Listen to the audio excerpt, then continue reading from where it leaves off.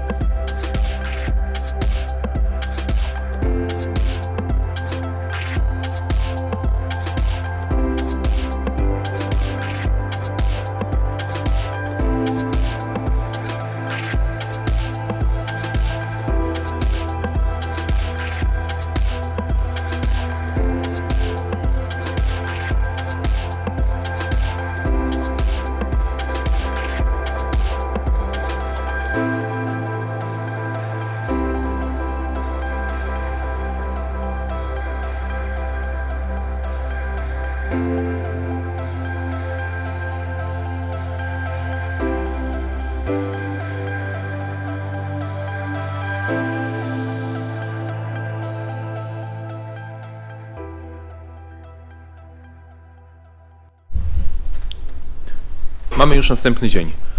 Epoksyd wysechł, tak więc będziemy mogli przystępować do nakładania warstwy zabezpieczającej.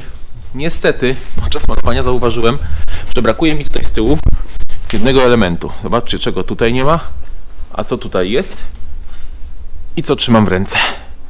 No właśnie, to jest uchwyt do zderzaka, więc pierwsze co muszę w tym momencie zrobić, to wziąć spawarkę, dospawać go w to miejsce, a wtedy pokażę Wam, czym będziemy zabezpieczali całe to wymalowane podwozie.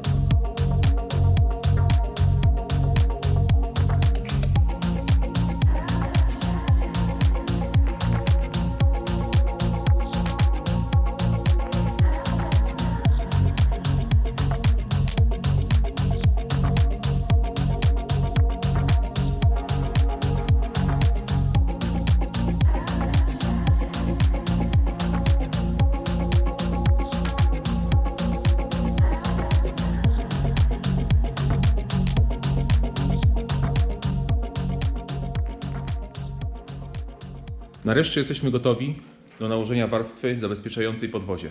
Jak widzicie, będzie to Raptor Liner, który to jest głównie stosowany do zabezpieczania pak w pick-upach bądź też w busach. Jednak z tego co wiem, bardzo dobrze nadaje się też do zabezpieczenia podwozia ze względu na swoje doskonałe właściwości odporności mechanicznej oraz to, że tworzy jednolitą, nieprzemakalną powłokę. Jest to środek dwuskładnikowy. Jak widzicie, tutaj mamy do niego utwardzacz, a to jest sam Raptor. Mam Raptora w dwóch kolorach. Jeden z nich to jest czarny, drugi jest dobrany pod kolor samochodu, aby użyć go w miejscach, które będą widoczne, czyli między innymi właśnie tutaj, jak widzicie, w nadkolach tylnych, czy też z przodu w nadkolach, jak i od dołu komory silnika na podłużnicach, czyli we wszystkich miejscach, które tak na dobrą sprawę po otwarciu maski lub też po jakimś tam głębszym zajrzeniu będziemy widzieć.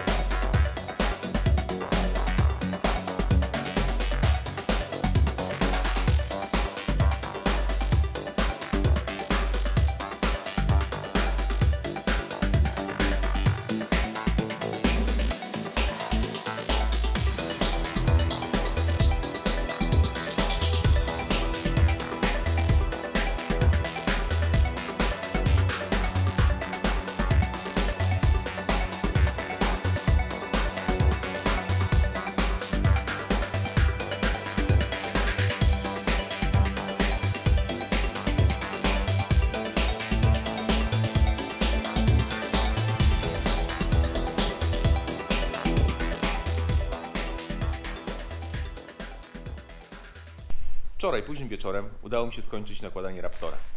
Mimo, że pełne utwardzenie zajmie mu jeszcze około 7 dni, dzisiaj jest już on suchy w dotyku. Moim zdaniem wyszedł świetnie. Zresztą sami zobaczcie.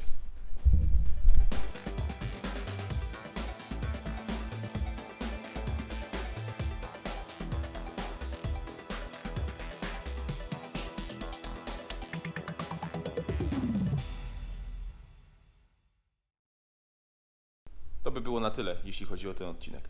W następnym filmie zaczynamy składanie zawieszenia. Do zobaczenia.